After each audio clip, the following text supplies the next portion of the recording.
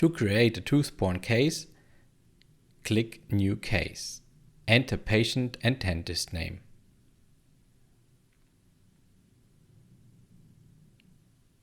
Now you can click on the tooth chart to open the treatment plan. We select now our bridge situation, 24 to 26. As 25 is a missing tooth, make sure that you select it in the setup correctly.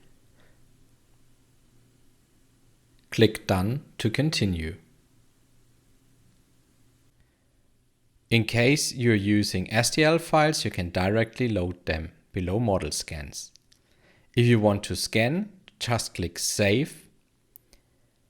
And after saving, you can start your scanning process with the connected scanner device.